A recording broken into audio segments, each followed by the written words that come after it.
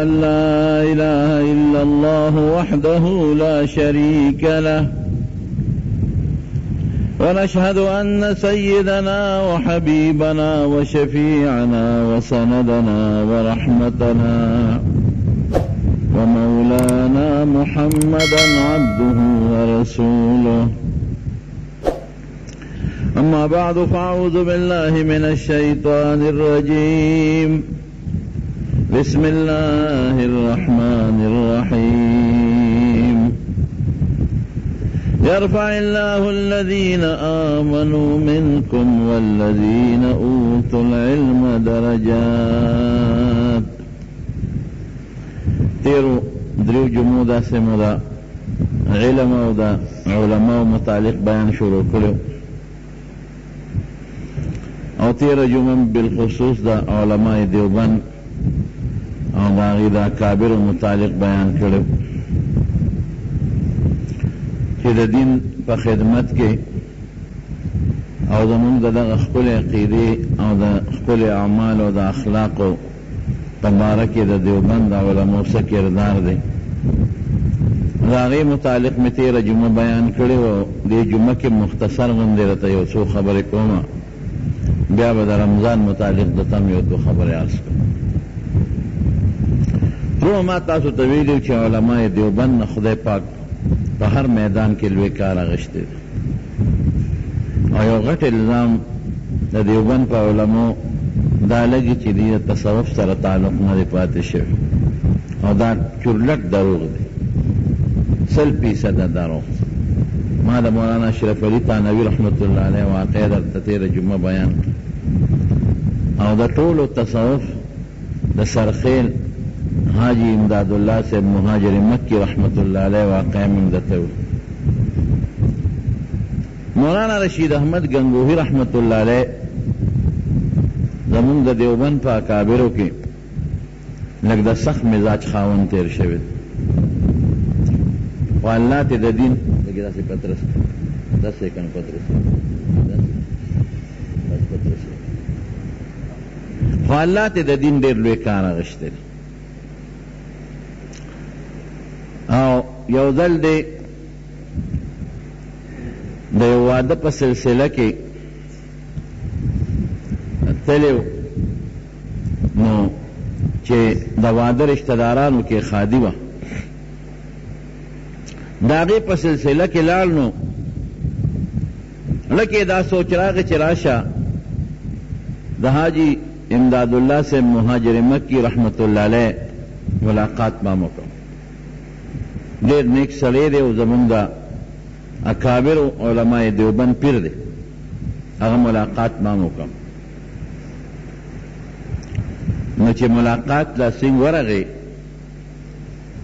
نو حاجي صاحب خو پیژنده چې مولانا رشید احمد گنگوہی رحمت الله علیه خو ډېر د لوړې پایې عالم دی ډېر د لوړې پایې په حدیثو کې د هغه څه بعض اقتباسات د تقریر د ترمذی شریف د کوكب الدوری په شکل کې او د بخاری شریف د لامع الدراری په شکل کې چاپ شوی دی کہ زم په دغه تقریراتو باندې با لوی لوی علماء کرام که پیږي نو عام علماء هم دغه په هغه لیکلو تقریر هم نه پوهېږي دومره د لوړې پایې علم خدای ورکړی دی. حاجي صاحب خو پیژنده چې مولانا رشید احمد گنگوہی ډېر لوی سړی دی ډېر لوی عالم دی او د هغه دا خیال و چې دی د خپل تصوف لاندې راولم او دی بیعت وکړي. نو چې د ملاقات وکړو نو حاجي صاحب ورته وویل چې یو 3 شپې را سره تېرې کړه. د حاجي صاحب رحمت الله علیه مجلس خو عجیبه و هغه به ټول د ذاکرینو مجلس و د ذکر فکر د تصوف او لوی لوی علماء براتل او بیعتونه به کول او ذکرونه به. نو مولانا رشید احمد گنگوہی رحمت الله علیه ته یو 3 شپې موږ سره تېرې کړه. مولانا رشید احمد صاحب ورته وویل چې 3 شپې به سره تېرې کړم خو ګورې د بیعت براته نه وی زه خپله د حدیثو د درس ننوز ګارېږم درس حدیث میں دنو کدا وے چ بیعت کنو دے قصو کے دنیم گورے حدیثونه نه مزګار نو زه به دا څنګه کوم وی نه بالکل تا ته زه د بیعت نه ویم نه درته څه ذکر وظیفه ښیم خو یو درې شپې موږ سره به حیثیت د میلمستیا تېرې کړه وی ښه حاجی صاحب خپلو مریدانو ته وی چې زما کوټه کې کم کټ دی نو ما له خوا کې د کټ واچوی چې د شپې زما او د شپه یو ځای وي مولانا رشید احمد گنگوهی رحمت الله علیه وی چې هغه کوټه کې ما ته بستره سمه کړه چې کوم کې حاجي صاحب وده کېده وی ما خو چې ماسخوتن لمونځ وکړو نو کټ ته وخته موده شو حاجي صاحب رحمت الله علیه چې راغی څنګه او هغه لږ ساعت خوب وکړو سنت هم دا ده چې د شپې په اول حصه کې به سړی خوب کوي او د شپې په اخري شپه کې به سړی تهجد کوي او د الله عبادت به کوي دو صحابه کرام دی یو حضرت سلمان فارسی رحمت اللہ علیہ و یو حضرت ابو الدرداء رضی اللہ عنہ دا دوالو دوستانه وا خدا غا زمانه و چې دا پړونی او د بورقې دا پرده لانه و نازله شوی سړو ښځو به د مخ دا پرده د یو بل نه کول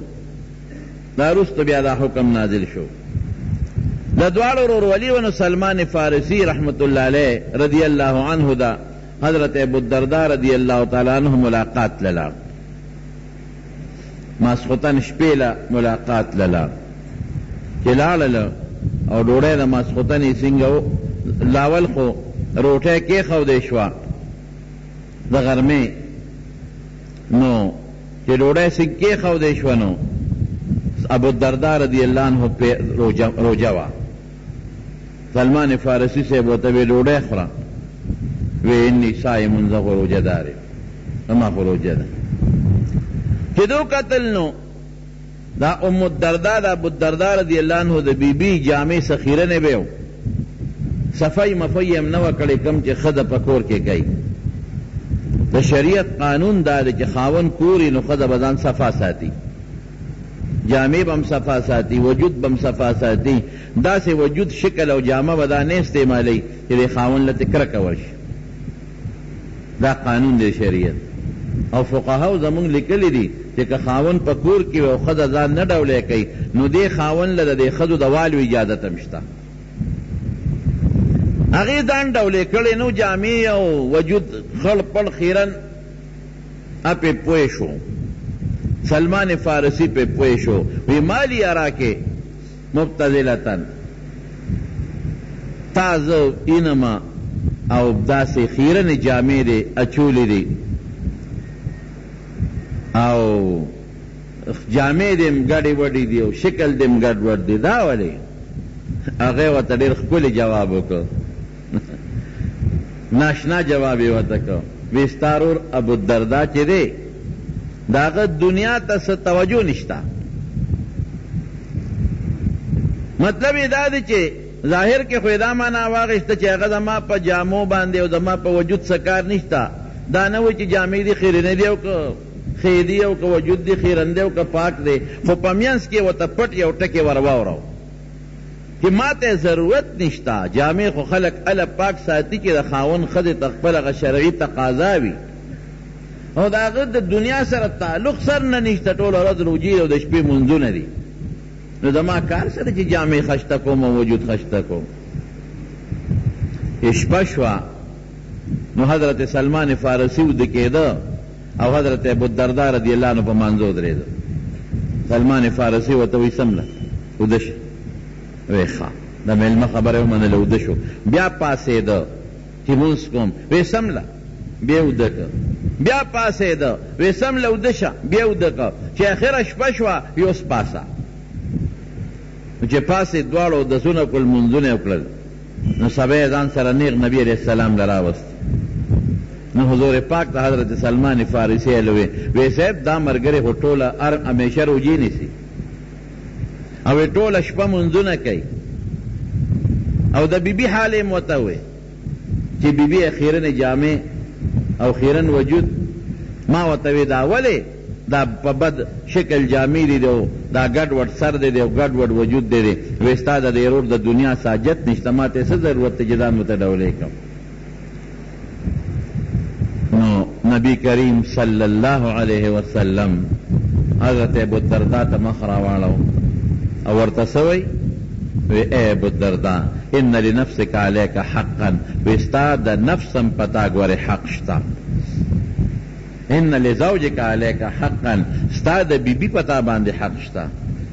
ان لجسدک علیک حقا ستا د وجود پتا حق دے ان لعینک علیک حقا د سترګم در باندې حق دے اعطی کل ذی ان لزورک علیک حقا د ملمم در باندې حق دے نو اعطی کل ذی حق حقه هر حقدار تخپل حق ورکا کته دا وی چې ټول ورځ بروجی نسم او د شپې به مونځ کوم او بیبي تقاضا د هغې حاجت په نه پوره کوم نو ګناهګار شي د هغې حق پکار دی چې ته پوره کړي ډېر خلک اوس هم داسي زه واده نه کوم چې د خدای راضي کوم ډېر خلک نیکي په دې کې ګڼي تبتل اختیاری نیکی دیتا وی چې وعدو نکم چې د شپې او د ورځې الله راضي کم ولې که وعدو کم د ښځې حق بی ډوډۍ به وله پیدا کوم د بچو حق بی نو د خدای د عبادت ته به هغې ته به مې توجه نی دا غلطه طریقه ده وعده کول ځان له عبادت دی عبادت یوازې مونځ او نفل نه دی عبادت یوازې ذکر و اذکار نه دی وعده ځان له عبادت خدای ته نزدېکت ځان له عبادت خدای ته په خوشحاله نظر کتن ځان له عبادت او بچی راوړل ځان له عبادت او د بچو تربیت کول ځان له عبادت او د لوړو تربیت کول ځان له عبادت او خدای بچو له رزق ګټل دا بیا عبادت شو او کور ته ډوډۍ او میوه بچو له راوړل دا ځان له عبادت شو نو کمبخته د دو نفلي منځونو دپاره او ذکر و اذکار دپاره د دنیا عبادت پرېښود مونږ خلک عبادت بس دقې ته وایو چې صرف تسبیح اړوه او یو دوه رکاته مونځ کوه هغه هم د ریا بس دا ډېر لوی نیک سړی دی او د عبادت ګزار دی قسم دی چې ټوله شپه ته نفلونه کوه او د ټوله ورځ روجي نیسه دا سړی یو طرف ته کا او بل طرف ته یو سړي وعدو که او د واده نه د هغه لس دولس خدای مسلمانان بچي پیدا کړل او هغه ذکرونه کوي یا منځونه کوي قسم دی که دغه عبادت ګزار دی واده والا ته د خدای په نظر رسي دنه خو بلا نسل پیدا شو د دو بچی راوړل او څلور یې راوړل د هغې نه پس نور نوسی پیدا شو د هغې نه پس کلوسی پیدا شو د لور اولاد او د زوی اولاد تر قیامته پورې به څونه زره پیدا کېږي او څونه لکه به پیدا کېږي دوی کې د ورځې یو ځلم لا اله الا الله وي څونه به دې جوړېږي دا غټ عبادت نه دی حضور پاک واده نه دی کړی اوس هم ډېر خلک دې ته وایي دا چې ډېر نیک سړی دی ولې نیک سړی دی ما ته په خپل یو سړی یادو وی ډېر نیک سړی دی مې ویل وی د خدای دپاره خپل خواهش قربان کړی دی او واده نه دی کړی او بالکل نه واده او نه بچي معدې جړا دی دا روغ نه دی ګنې مې ډاکټر لیبو دی دا روغ نه دی نه جوړه پیغمبر عبادت او جنت د پیغمبر په طریقه کې دی او حضور پاک یولس ښځې کړي دي یولس بیبیانې کړي دي صرف دو پیغمبرانو ودونه نه دي کړي یو حضرت عیسی علیه السلام او یو حضرت یحیی عیسی علیه السلام ولې واده ونه کړ یهودیانو په نوجوانۍ کې په دشمنۍ واوړېد او خدای اسمان ته وخېجو او چې راکوشي واده به کوي د حضور پاک په امت کې او یحیی علیه السلام د یو یهودي بادشاه خلاف فتوا ورکړه هغه ظلم کو نو هغه په هلکانه کې شهید کړ واده ته جوړ شوی نه دی نو واده د ټولو پیغمبرانو طریقه ده او واده په بعضې موقعو کې واجب دی نو واجبو ته نفل عبادت رسیدی شي سنت موکده خو دی نو سنت موکده ته نفل عبادت رسیدی شي مونږ خلک نه پوهېږو خو چې څوک ناشنا کارو کې مونږ وایي دا خدای ته رسېدلی دی په دې پېښور کې یو ځل ما سکول وی په دې موچي لړه کې خلکو به وی یو پیر دی متیازې نه کوي او دست نه ما نه ورکوټی او دست ماتې کوي نه غټ دنیا به ور روانه وه یاره ما وی دا به واقعي مونږ خو هلکانو سکول مې وی مې دا واقعي لوی زبر دی چې نه دی رکوټی او دست ماتوي او نه لوی او دست ماتوي نو زه م وله لاړم موچی لاله کې یو دکان کې چې ورلم که نه یو بوډا بابا نه مې تپوس وکړه مې دا پیر صاحب ما اورېدلي دي چې دی نه لوی او دست ماتې کوي او نه غټ او دست ماتې کوي ما ته ویل ته ماسخوتن داسې 12 یوه بجه راشه چې دا هغه سوټه راته وښیم چې دی کوي که نه کوي نه مونځ شته نه روژه شته او په دکان کې ورسره د دنیا چرسیانو یو څښا بینو په دکان چرسونه او کټوی د نسوارو د ډکه اسخا نسوارو بوی او د دنیا چرسیان او اداوی زبرک دی او پیر دی متیاز نه کوي په دغه مانسیره کې په دې مانسیره کې یو کس اوس مړ دی هغه صاحب بربن ننګا صاحب به ورته وي استاد پاکستان د وزیر اعظم نوم نالم د هغې پیرو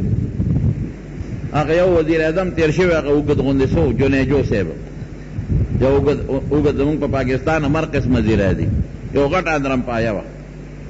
د هغه پیرو ابه ولته او صاحب یو روډې ورته پوخ کړې د نیم ته دی خو ما ته چا قصه وکړه او چورلټ بربند بناستو نه کمیس نه پرتوک لیوانې هلکه څوک چې پرتوک کمیس تا غوندي او نور ته ناستي رښتیا وایي دا روغ دی که دا لیونی دی لیونی او خلق بدل نه ذکر نه دست نه منځ نه روجه نه زکات نه صدقه نه لا اله الا الله او خلق بدل د دنیا ښځې به هم ته سړي او چې چاله به یو ډب ورکړ نو دا ورسېد او چې چاله به دوه ډبه ورکړل وي دا خو ړومبي اسمان ته ورسېد او چې درې ډبه به ورکړل وي دا بس جنت الفردوس ته ورسېد یو هیړ به لږ د عقل نه به کار لو زمارونو دین د حضور پاک په تابعداری کې دی جنت د نبی علیہ السلام په تابعداری کې دی نبی کریم صلی اللہ علیہ وسلم فرمائی وی اے بندگانو وی کہ یو سړی درته په دې یو لاس کې نور راښکته کی او په دې بل لاس کې راته سپومۍ راښکته کی خو د شریعت پکې د ګوتې د بند دومره کمې دی نو دا به نیک سړی نی دا به پیر نی دا به جادوګر او ساحر مونږ به یو سړی چې ګورو د شریعت په رڼا کې به ورته ګورو دی د الله او د رسول تابعدار دی او که نه دی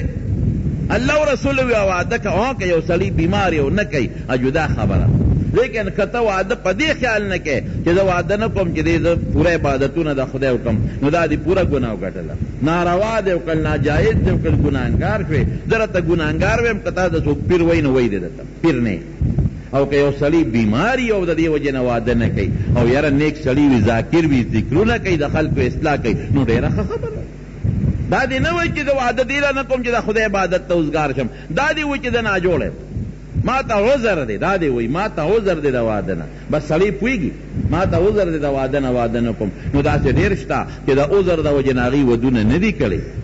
د شریعت په دې نه چې دا د شریعت د وجې نه کو نه د عذر د وجې نه او ذکرونه هم کوي ذاکرین هم دي بلا مریدان هم شته خلکو ته نیکې هم کړي دي داسې نیکان هم په دنیا د مخ شته لیکن زما وروڼو فرض عبادت ته سنت موکد نہ رسی واجب ہوتا نہ رسی واجب ہوتا سنت موکد نہ رسی سنت موکد ہوتا نفل نہ رسی دا انسان دا خز پسڑی حق دے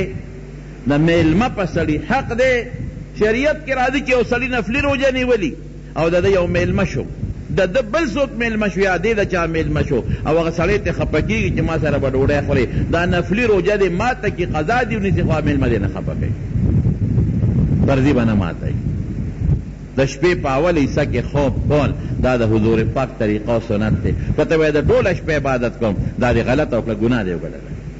د نفس باندې حق دی د سترګو حق دی سترګو له حق ورکه د بیبي در باندې حق دی بیبي له خپل حق ورکه د بچو حق دی بچو له خپل حق ورکه دا د بچو حق د ښځې حق فرض دی دې ته ټول عمر نفلي روجې نیسه ثواب ته دې ته نه رسېږي شکر دی چا چې ودونه کړي دي او کور ته سودا وړی غوښه وړی ټیپر وړی باټینګن وړی په دې نیت وړی چې دا په ما د دې ښځې بچو حق دی چې الله خوشحاله شي قسم دی په دې به د خدای پوره اجر درکوي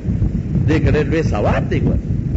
بچی تر کلمه خو له ذکر دی خو منځ دی وته خو او بچی دی راوت جمعات ته دی بوته دې تر دنیا نفلی عبادت نه رسی نو مولانا رشید احمدی گنگوهی رحمت الله علیه وایي چې زه خو بوده شوم په حاجي صاحب موده شو وایي چې د شپې سیسه تېره شوه نو حاجي صاحب پاسېده او چې څنګه پاسېده نفل عبادت یې شروع کړل وایي زه لږ وشرمېدم مې ګوره هغه سپینګیري بوډا پاسېد او عبادت کئی نفلی او زدی و دپر ہوتے ما راشه دبم دا نفل وکم ویزم پاسے دما حالانکہ گورد شریعت پر یہ مسئلہ دم کوئی کم کہ او عالم دا حدیث و درس کئی یا دا قرآن درس کئی او دی تحجد لم نپاسینو پروانشتا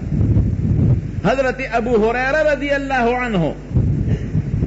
صحابو چې با او نبی علیہ السلام با اخر شپه کې تهجد وکړل د هغې نه پس به یې ویتر کول. حضرت ابو هریره صاحب وایي ما ته خپل دوست محبوب مصطفی پیغمبر محمد مصطفی صلی الله علیه وسلم یو څو وصیتونه کړي دي. وی یو وصیت یې راته دا کړی دی چې ته به هله وده کېږي چې ویتر وکړي، ویتر مخکې کوه بیا وده کېږه. ولې زه به د حدیث یادول، د حدیثو خدمت به یې کو، نو تهجد له به نشو پاسېدی. دا د خیر دی مه کوه تهجد، ویتر په اوله شپه کې کوه. مولانا رشید احمد گنگوهی خو دغه حدیث ته ګوري، زه خو د حدیثو خدمت کوم نو تهجد نشم کولی، دغه نفلي عبادت کوم فرض رانه پاتې کېږي. خو چې وی کتل چې حاجي صاحب خو د شپې اخره شپه کې پاسېد نفل کوي، یو شرمېدم یاره لاس سپینګیرې نفل کوي، زه به اوده پروت یم، وی پاسېدم وی امام ورسره اودس وکړ نفل مې وکړل. وی چې په دویمه شپه بیا پاسېده بیا مې نفل وکړل. یاره وی د تهجدو خوند مې ویلان دی که واقعی تهجدو کې خو مزه شته که نه. اخره شپه کې مونځ کول دی کې کمال دی. د مارونو ګورې دی روژه کې ځان بلد کې، روژه کې رمضان کې لږ وختي پاسه یو 15 منټه 20 منټه د خپل ټیم نه لږ په وخت پاسه چې پاسه اودس وکړې، اودس نه پس 8 رکعات عام معمولو د نبی علیہ السلام د تهجد،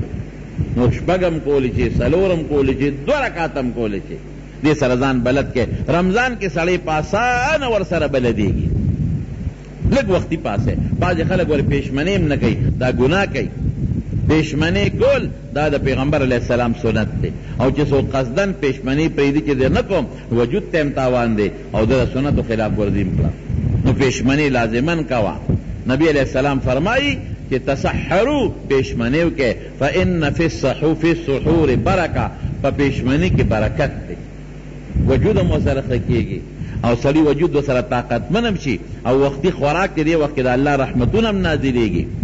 فرشتې به راته دعاګانې مو کړي. بهر کیف تهجد خوند مې اعلان دی که 3 شپې مې تېرې کړې، حاجي صاحب ته مې وې چې ما ته څه ذکر وښایه. هغه ذاکرینو مجلس کې بلد شوم، ذکر وښایه. وی ذکر یې راته وښو، وی مې چې حضرت اجازت راکړه یو څو ورځې سره نور هم تېروم. وی تېرې هلکه ګورې زه درته نه وایم، په خپله سوچ کوه. مجلس کې بلد شو که نه، کوم ماحول سره چې سړی بلد شي د هغې ماحول اثر اخلي. 40 د 3 ورځو په نیت ورسره پاتې و، 40 ورځې ورسره تېرې کړې، او 40 ورځې پس چې ته نو بعض انسان بیعت مو شو، ذکرونه مو کړل، بعض انسان ته کال پس خلافت ملو شي، چاته 2 کاله پس، 40 ورځې پس حاجي امداد الله صاحب خپل خلیفه کو زو یو خلکو ته بیعتونه کوه او ذکرونه کوه، زما په ځای ته اوس په خپله ګنګوه کې کېنوئ. لوی پیر د زمانې ته خدای جوړ کړو. نو مولانا رشید احمد گنگوهی صاحب وایي وی ګنګوه کې دوبیانو جامې به یې وینځلې، نو وی ماله به یو شي خوند راکاو، جامې چې به هغوی وینځلې نو جامې به یې اوچتولې او د خښتو له به یې رابرولې. اوس هم دا دوبیان جامې اوچتوي، اوس خو په مشینونو وینځي، چا په سوباړو یې څوک وایي، خو څوک یې اوچتې کړي او د خښتو له یې رابروي دا دوبیان، نو چې خښتو له به یې رابرو نو هغوی به ورسره ها غوندې کوله.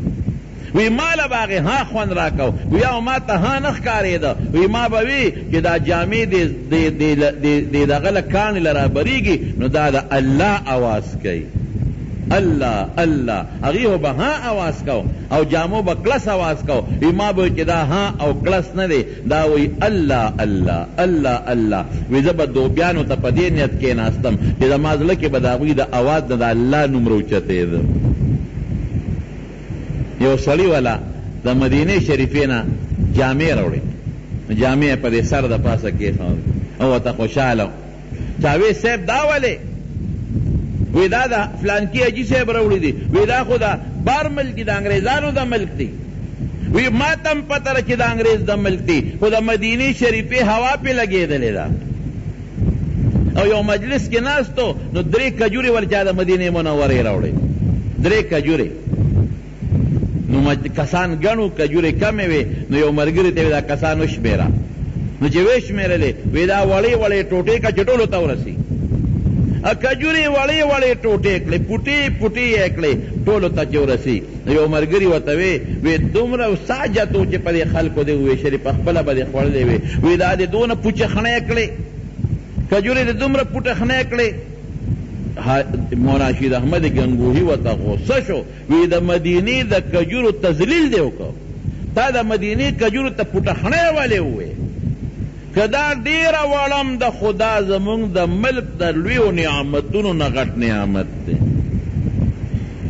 دا زمونږ د اکابر علماء دیوبند او یو ځل په مکه مکرمه کې سیلاب راغلی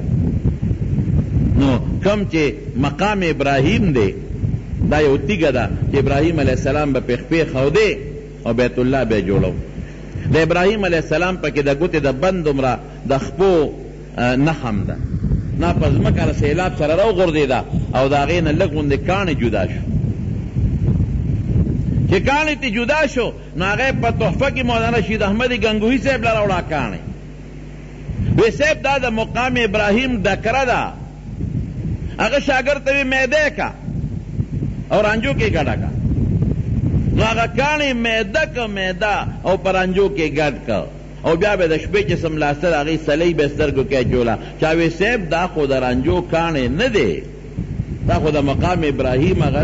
د غر د کاڼې ډکره دې معده کړې ده نو سترګې دله خرابې نه کي وایي د مقام ابراهیم د رنجو نه بهترین رانجه بل کم دی دا عشق و دا محبت و زمونږ د علماء دیوبند د اکابر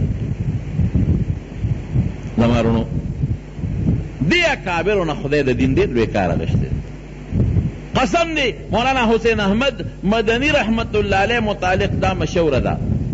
چې د شپې په آخره شپه کې به راغې نو ځمکې ته به ټیټ شو نو د حضور پاک د روضې مبارکې د پنجرې خوا به یې په خپله ګیره پاکوله به یې پرې راښکله یو بل شخصیت تیر شوی دی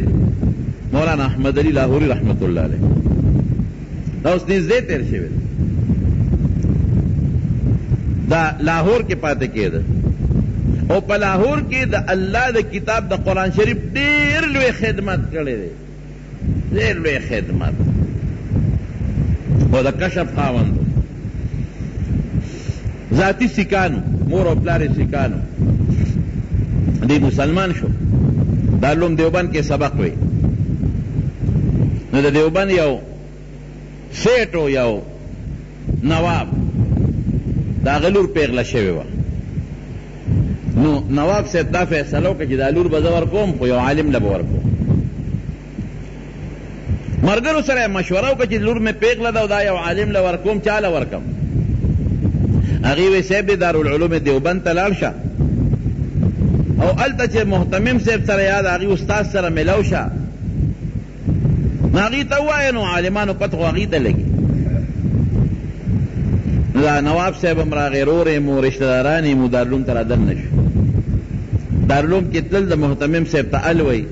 نو په چمن کې طالبان ناست یو طالب یې پکې خوښ شو چې محتمم صاحب له ورغلل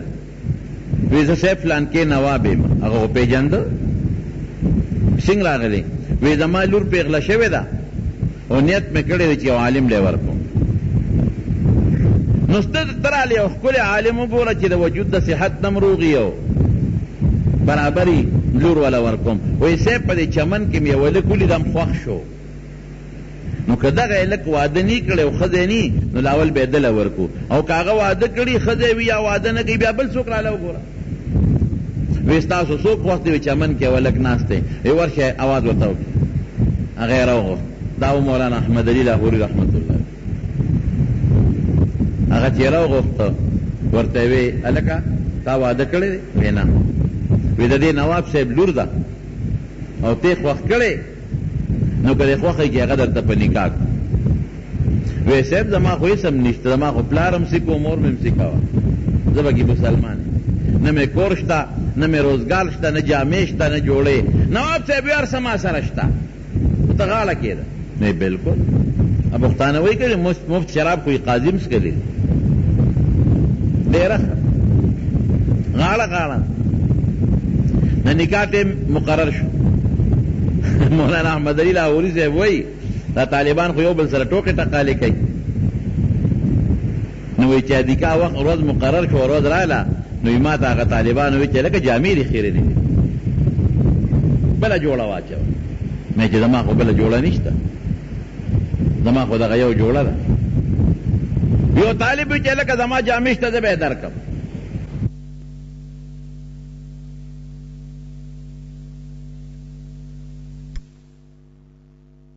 سړي ته چې د بشرجان جامې ور واچوي ما شرمه. وی بل طالب و وی هغه زما نه ډېر زیات نری و وی چې زما جوړه شته زه به خپله جوړه درکړم. یاره ما وی چې تم را سره ګپ لګې ستا جامې خو که مې واچولې خو که پرتوګ به راته پتلون ښکاري نه. وی طالبانو وی داسې وکړه چې د نو زمونږ جامې پرېږده غسلخانې ته ننوځه وبلامبې لنګ ووه او دا خپلې جامې دې پکې ووینځه او بیا لنګ ووه بهر وځه دا به وچې شوم دا خپلې جامې به دې واچي. وی دې هم را سره چل وکړه خو پوه نه شومه. غسلخانې ته ننوتم ومې لمبل او لنګ مې ووه خپلې جامې مې ښې برابر ووینځلې په صابون او چې بهر راووتم او چولې مې نو اوریاز به او نرې نرې ساس کې وچېدې نه. کله هوا ته یو خوا ولم او کله بل خوا اړقم جامې کمزوچېږي او د نکاح وخت راغی. وی هغه جامې مې واچولې پکې لچېدم. سخر مې راغی د سخر رور مې دی او خیال مې دی قوم خلک وی هغې چې ما ته وکتل رپېدم وی پوه شو چې مونږ بل ورځ راغلي هم دغه جوړه وه نن هم دغه جوړه ده. او سړی چې رپېږي دا جامې نمجنې دي بیمار نه دی خو جوړه انځلې د ځان له. خیر نکاح شو وادو شو جنۍ چې مې کور ته بوتله هلته مدرسې ته ده هلته مزدوري کوه. یو وخت ډوډۍ ښځې ته میلاویږي بل وخت نه میلاویږي او ښځه د نواب صاحب د کور نیازبینه ده. لوښي ګډوډ کور ګډوډ کور پردی د کری جامې هغه دي چې سخر کور کړي دي ما سره نه د ښځې جامې شته نه پیزار. ډېر په بد حال وخت تېرېږي. یو وخت ښځې ته ډوډۍ میلاویږي بل دوه وخته نه میلاویږي. میوې خواړو شته نه او ښځه د میوو د خوراکونو بله ده مالدار کور جنس. نو اوس خو چې وادو شي نو ښځه په سبا ځي کله پخوا په اومه رسله اومه به یې وته وي.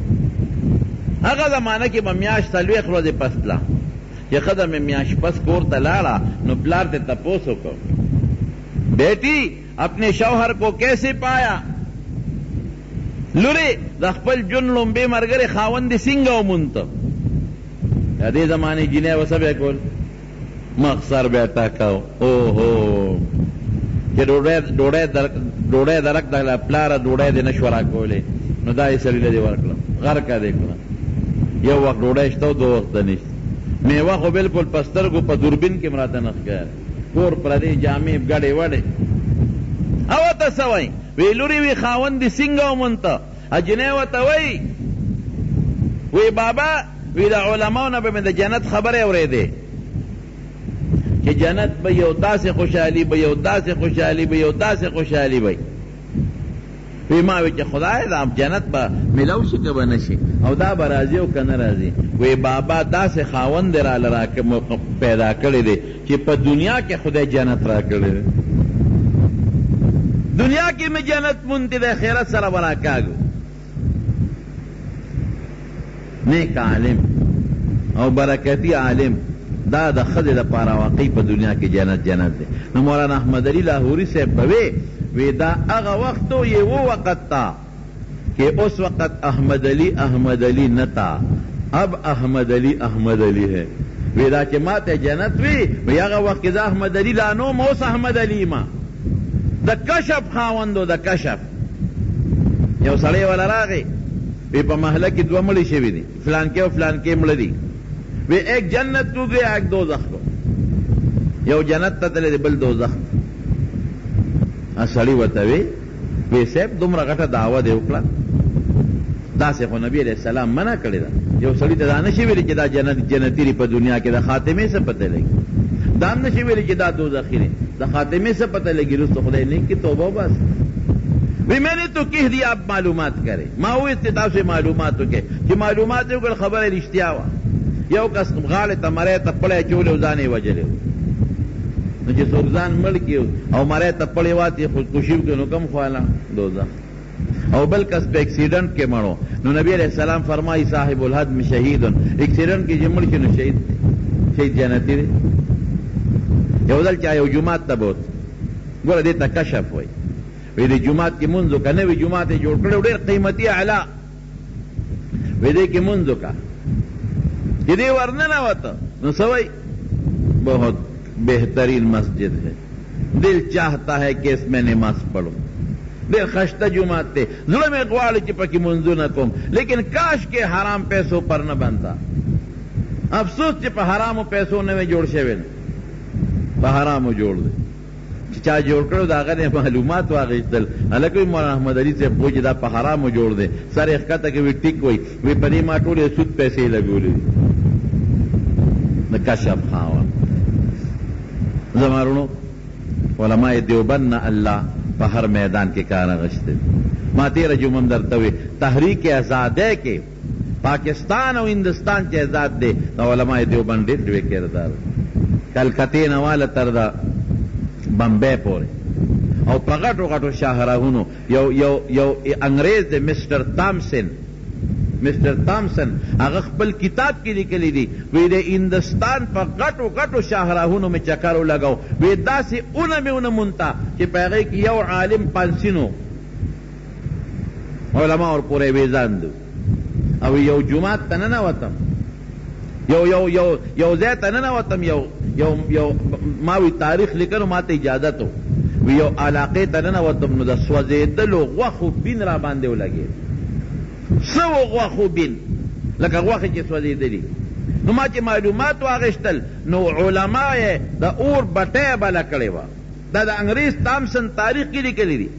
اور یې بل کړی دی او علما په نمبرو دروړي دي او جامع یې تیستی دي او یو عالم بربن هغه اور ته ورغورځوي هله کوئی پاکستان آزاد شو او پلانکی صاحب خوب لیدلی دی آزاد شوی دا په خوبونو نه آزادېږي ما درته وی زمونږ حاجي صاحب تورنګزی بابا حاجي صاحب رحمت الله علیه دا د آزادۍ په تحریک کې د شیخ الهند سره پوره تعلقات او باچا خان الله دې مغفرت نصیب کې رحمه الله هغه په تحریک آزادۍ کې د شیخ الهند سره مرګرتیا پاتې شوی پښتنو قرباني ورکړه پنجابیانو ورکړې ده سندیانو ورکړې ده بلوچانو ورکړې ده خو د انګریز نفرت د خلکو په ذهن کې ګوري ملا پیدا کوي ملا بله ته وایي چې د انګریز نه به ځان خلاصوي انګریز پلیت دی ګنده دی زما دین د انګریز په دور کې امن ښه مزېدار داسې امن نو دی نه ښه امن انګریز ولې وښکلی شوی ترقیاتي کارونه پکې کېدل راشه ستا پلونه پرون جوړ شوي دي بیا روان دي او د انګریز پلونه وګورئ د کوم وخت نه مضبوط پراته دي دی نن روډ جوړ کې میاشت پس بیا رواني د هغه د زمانې روډونه وګوره اوس هم مضبوط پراته دي د هغه د زمانې اسپتالونه وګوره د بالچار قلعه دی وګوره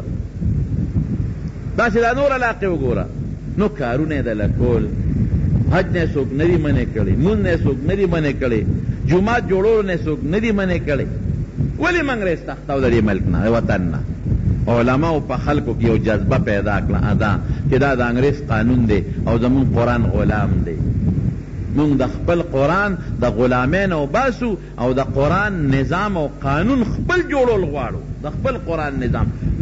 دا سوچ د خلکو په ذهن کې چا پیدا که عالم پیدا پښتون هم پاسې نیکان هم پاسېدل تحریک شروع شو انګریز لال ختم شو د انګریز په شړلو کې د علماء ډېر لوی کردار دی زمارو د پاکستان په جوړېدو کې د هندوستان په جوړېدو کې د علماء ډېر لوی کردار او که ته وی هندو خپل مذهب ازادو سکھ خپل مذهب ازادو مسلمان خپل مذهب ازادو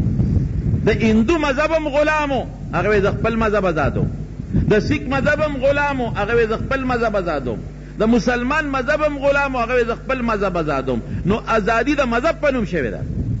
او د مسلمان د مذهب ازادي هغې ټیکهدار بیا ګورې عالم دی الحمدلله د علماء او خصوصا علماء دیوبند په وطن په علاقه لوی کردار دی او بیا عالم جوړېدل دا د خدای ډېر لوی احسان نو علماء پسې اس قسمه سپکې ما د تمخ کې مې ونه وایې ښه بدرت ونه وایې علماء د ازار نه ځان ساتئ که درته خیره نه کوي خو د علماء دشمني د خدای دشمني ده د خدای دشمني به نه کوي او کم از کم ما تېره جمعه هم درته ویل چې نیت وکړې یو بچی عالم کې ښه د چا بچی دي دا نیت وکړې چې زه به انشاءالله یو بچی عالم کوم او په دې مه یارېږئ چې که دې عالم چې ډوډۍ به څوک ورکوي ډوډۍ د خدای په لاس کې ده ښه ډوډۍ به انشاءالله العزیز ورکوي عزت به هم خدای ورکوي ښکلی ژوند به هم خدای ورکوي او که د چا بچي لوی دي نو هغه پردي بچي خپل کوي پردي بچي پسې خپلېږي مدرسو سره مدد کوي چې مدرسو سره تعاون وکړو په دې مدرسو کې چې کوم پردي بچي سبق وایي ستا بچي شو که روحاني بچي دي شو ستا په پیسه باندې هغوی سبق وایي او ستا په پیسه باندې هغوی عالمان شو نو د هغوی په ثواب کې د هغوی په علم کې ستیسه پیدا شو دا څو خبرې خو مې په دې بنیاد باندې عرض کړې بله خبره د رمضان د روجو ده نن ګورې ناجوړه مې ما بیګا پوره تبه تېره کړې نن نیت مې نو چې د منن بیان وکړو د رمضان میاشت الحمدلله ښکاره شوې ده او د رمضان روجې روانې دي مبارکه میاشت الله دې په خیر او په خوشحالۍ سرته ورسوي او الله دې مونږ له د روجو د نیولو توفیق راکړي نبارو یو خو دې پېشمني کې لږ یو پټې احتیاط کوي بانک چې کله اواز درته وشي چې 15 منټه پاتې دي دا نقشې چې زمونږ په دې جوماتونو کې لګېدلي دي که نه دا ټیک نقشې دي ښه د دې نقشو له خیال ساتئ دا برابر نقشې دي د دې نقشو مطابق خپل روژه ماتوئ او د دې نقشو مطابق خپل روژه بندوئ او احتیاط په دې کوئ چې زمونږ د اکثر د بانکونو اختیار چې وي نو هغه خو بانک خو عالمان نه وي کم وي عام خلک وي نو یو طرف ته آواز وکړي 15 منټه پاتې دي او 15 منټه پس بل ورپسې بانک شروع کړي داسې مه کوئ په دې سوچ بانګیان دا سوچ مه کوئ چې زه د ټولو مخکې بانک ویم او خلک وایي هغه پلانکي بانک وي ځان مه غر کوه هغې یو وجه ده که د وخت نه مخکې د بانک ووې ټیک ده چې روژه خو به خلک بنده کړي لیکن ښځې وختي مونځ کوي نو په ښځو په بې ټیمه مونځو کې نو ګناه دی ګټه ده او که د وخت نه پس د بانک ووې نو زمونږ خلک عموما چې بانک شروع شي نو دوی پېشمنۍ بند کړي نو که د وخت نه پس دی وي نو په خلکو به روژه وخوري د بانک نه کوشش کوئ چې 2-4 منټه مخکې روژه بندوئ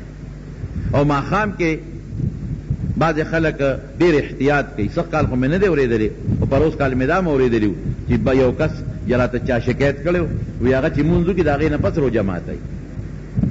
هلکه دا ولې یاره وی دا احتیاط کومه نو مونځ کې احتیاط نه کوي مونځ خو اهم دی که ټیم داخل نه دا مونځ نه بیا ولې وکړه د روژې نه خو د مونځ اهمیت زیات دی نو ښه مدیدار روژه ماته کړه او د هغې نه پس د ماښام مونځ وکړه د ماښام مونځ په اول وخت کې بهتر دی بهتره طریقه خدا ده چې روژه ماته کا بیا مونځ وکړه او د مانځه نه پس بیا خپله ډوډۍ وخوره لیکن که ته مونځ د یو 15 منټه ورکې چې دا مونږ به شربت هم پکې وڅښو پکوړې میکوړې به هم پکې وخورو او د هغې نه پس به مونځ وکړي نو خیر د گنجایش پکې شته تراویح په احتیاط او په اطمینان کوئ هغې ملا پسې منډې مه وهئ چې هغې په 20 منټو کو په 15 منټو کې خلاصوي او ما عالم په دې مجبوره کوه چې چا به زر زر تراویح کوه تراویح ګوره مونځ دی مونځ او الصلاة معراج المؤمن دا د الله تعالی سره د مسلمان معراج دی نو تراویح هغې عالم پسې کوي چې په قلار قلارې کوي د زر زر تراوو د قلارې تراوو په منځ کې زیات نه زیات 15 منټه فرق دی یا 20 منټه نو 15 منټه کې خپل مونځ ولې بربادوي نو کم جماعت کې تراویح زر زر کوي او عالم نه پکې قومه کولی شي نه پکې جلسه کولی شي نه سجده کولی شي نو دې عالم پسې مه کوه تراویح بل جماعت ته ده بلکې د نه لري یا سعودري نو کورې ځان له خیر دی کوه په دا کلاشنکوف ملا پسې ونه کې قرار ته وباسي پلان کې داسې تراویح وکړي چې سې وډزېږي وایي هلکه دا پس دا ډزېدل په کوم شریعت کې راغلی ښه په قلار تراویح کوه ډزېدلو ملا پسې مه کوه او بیا چې راشي تراویح دې زر وکړئ نو څه کوې ملګري سره ناست یو په دکان کې یا په حجره کې ګپې شپې لګې شیطان سړی خطا کوي په قلار تراویح مونځئ ښه په اطمینان او په قلار باندې کوئ بل دا دی چې لومبۍ 10 ورځو متعلق نبی کریم صلی الله علیه وسلم فرمایي چې رمضان اوله رحمت اول 10 ورځې د خدای رحمت دی او د منځ 10 ورځې دا مغفرت دی د مغفرت ورځې دی او اخیری 10 ورځې د جهنم نه د اور نه د ازادېدو ورځې دي علما لیکي په دې لومبو ورځو کې د الله د رحم سوالونه ډېر کوي خدای په ما رحم وکړي خدای په ما رحم وکړي او په دویمه عشره کې 11 نه پس 20 پورې کوشش کوئ د خدای نه د بخښنې سوال غواړه یا الله ما وبخښې زما ګناهونه معاف کړي په لومبی لس کې به د خدای رحمت ته باندې نازل شي چې د منځ دا لس ورځې عبادت وکړې نو خدای به ګناه معافه کړي. نو په آخر لسو کې بیا وایه چې خدای زما سټ د جهنم د اور نه آزاد، نو خدای به جهنم د اور نه آزاد. نبی کریم صلی الله علیه وسلم یو ځل په دې محراب په دې د منبر په دې لومبی په وړی قدم کېښود وی امین، چې په دویمه قدم کېښود بیا وی امین، چې په درېمه قدم کېښود بیا وی امین. صحابو ته تپوسو کوي صاحب د امین دی پسو یې مونږ خو د چا دعا ونه رېده وی چې په لومبی په وړی مې قدم کېښوده وی جبریل علیه السلام راغی وی چې څوک ستا نوم والي کوم مجلس کې او پتا څوک درود شریف ونه وی نو خدای دې هلاک کړي نو امین وی. په بله په وړی چې مې خپه کېښوده نو جبریل علیه السلام وی چې د چا مور پلار دواړه یا یو جمدي وي او دې دونه خدمت ونه کړه چې د هغې دا خدمت د وجې ځان جنت ته بودي دې دې خدای هلاک کړي ما وی امین. چې په بله په وړی مې خپه کېښوده نو بیا وی چې په چا د رمضان میاشت راشي او دې دونه عبادت ونه کړي چې ځان په خدای وبخي دې دې خدای هلاک کړي نو ما وی امین. ورونو دونه عبادت په دې میاشت کې کوئ چې ځان په خدای وبخی ګورئ که دونه عبادت هم ونه کړه چې ځان په خدای وبخی نو نه جبریل غوندې فرشتې خیره کړې ده او حضور پاک غوندې پیغمبر پې امین ویلی دی نو غرق او تباه بشي. دا څو خبرې مې عرض کړلې زم ټیک نیم او رمضان مبارکه میاشت ده نو تهجد پکې لږ کوئ او ختم پکې شروع کړئ د قرآن شریف سهار مازدیګر د قرآن شریف لږ تلاوت کوئ د قرآن شریف ختم شروع کړئ تسبیح لږ راوالی ذکر پکې کوئ او صلات تسبیح پکې وکړئ. صلات تسبیح طریقه به تاسو ته یاد هم ده چې د مقرر انشاءالله درته به ووایم. صلات تسبیح پکې وکړئ د شپې پکې تهجد وکړئ او تلاوت پکې وکړئ ذکر درود شریف پکې وایئ او فضول گپ و شپونه پکې ځان ساتئ او دروغ او غیبت پکې مه کوئ. نبی علیہ السلام فرمایي چې دروغ او غیبت روجه ماتئ د روجې ثواب ختمی برکت یې ختمی. دعا وکړئ رب العالمین د رمضان دا میاشت په موږ په خیر او په عافیت تېره کړي. یو مریض دی چې د هغې مردان د علاقې نه راوستی دی ډېر زیات مې په وړه خفه شو غریب په وجود باندې دانې راوخېږي او هغه دانه غټېږي او ناګانه اوچ وي وډوکې پکې ښکاره شي